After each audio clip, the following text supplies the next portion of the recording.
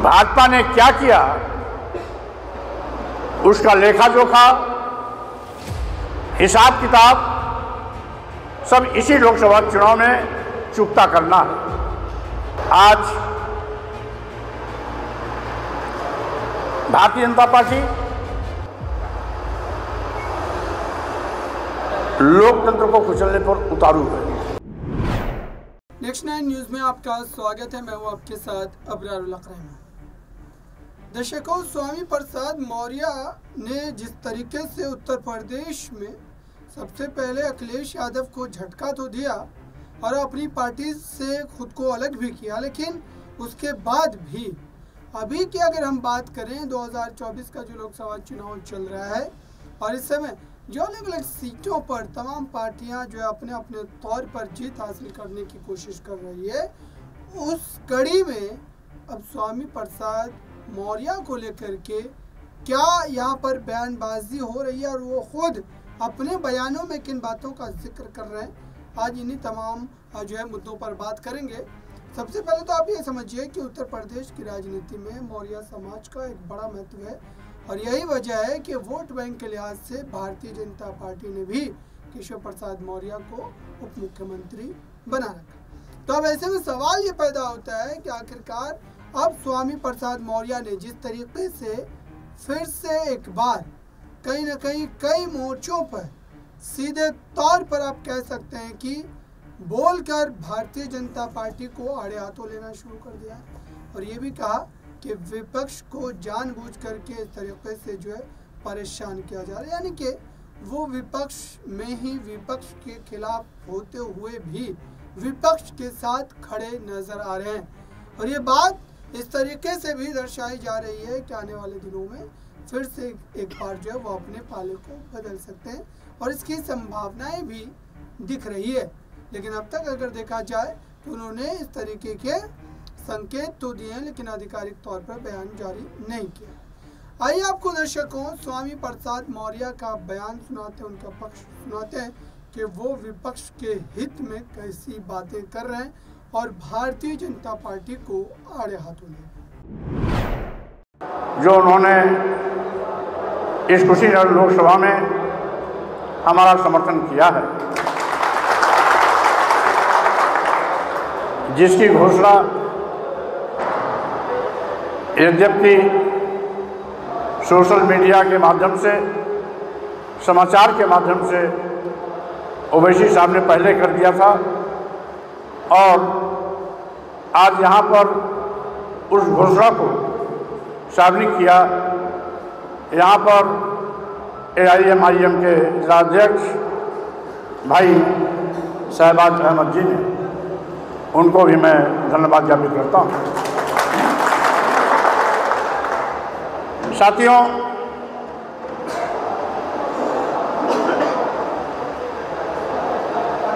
दो 2024 लोकसभा चुनाव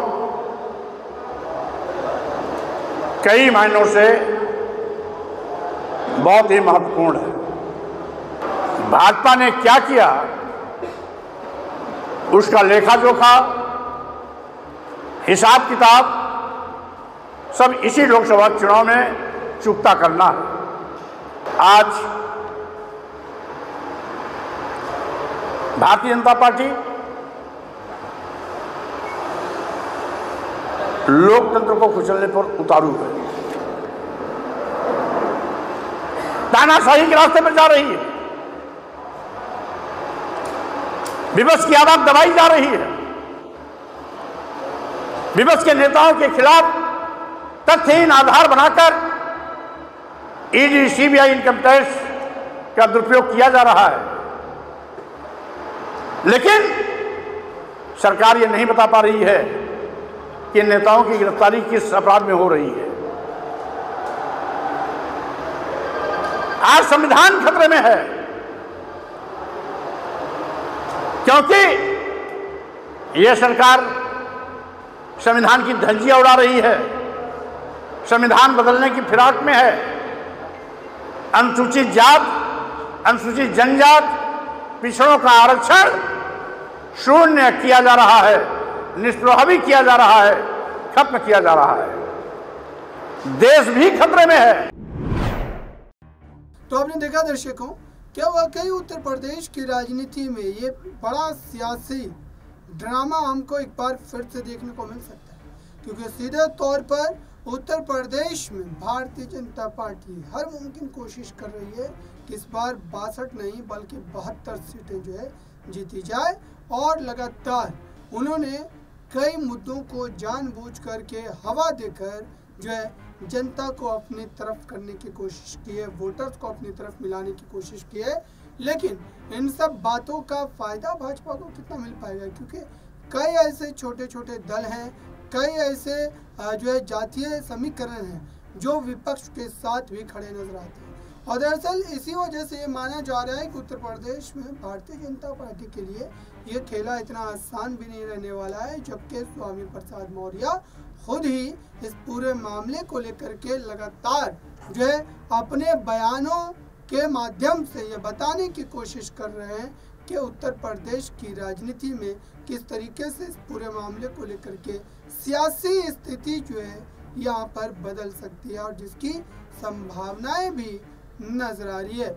इस पूरे मुद्दे को लेकर के दर्शकों, खास तौर पर देखा जाए तो भारतीय जनता पार्टी लगातार इसका विरोध कर रही है। भारतीय जनता पार्टी इसको लेकर के यही कह रही है कि ये बयानबाजी से कुछ नहीं होने वाला, और वोट बैंक को लेकर के जो दावे किए जा रहे हैं उन दावों में किसी भी तरीके की कोई हकीकत जो है नज़र नहीं आ रही है। इस पूरे मुद्दे पर हमारी नज़रें बनी हुई है दर्शकों, लेकिन स्वामी प्रसाद मौर्य के एक पक्ष को अब और सुनिए। में है क्योंकि सरकार ने देश बेचने की भी शुरुआत कर दी है। आप जानते हैं देश के सभी बंदरगाह बेच दिए गए, एयरपोर्ट बेच दिया गया, एयर इंडिया बेच दिया गया, सभी रेलवे स्टेशन बेच दिए गए, कई दर्जन ट्रेनें बेच दी गई, LIC जैसी बड़ी संस्था बेच दी गई। किसके नाम?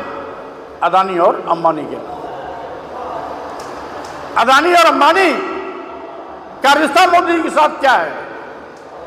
जो देश की सरकारी विभाग, प्रतिष्ठान, संस्थान जो देश की जनता के खून पसीने की कमाई पर बना हुआ है, उसको बेचने का हक नहीं है, लेकिन बेच रहे हैं। 400 के पार का नारा क्यों? इसलिए कि संविधान बदलने के लिए 400 सांसद होना जरूरी है, इसलिए कहते हैं अब की बार 400 के पार।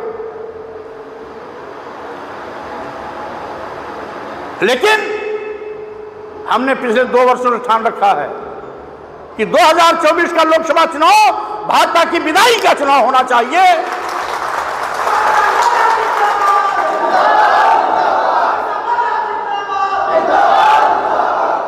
क्योंकि ये देश बेचने वाले लोग हैं, ये लोकतंत्र को कुचलने वाले लोग हैं, ये संविधान की धज्जियां उड़ाने वाले लोग हैं। यही नहीं, ये तो हम लोग पहले स्टूडेंट लाइफ में नारा देते थे गांव में, हिंदू मुस्लिम सिख ईसाई सब हैं आपस में भाई भाई।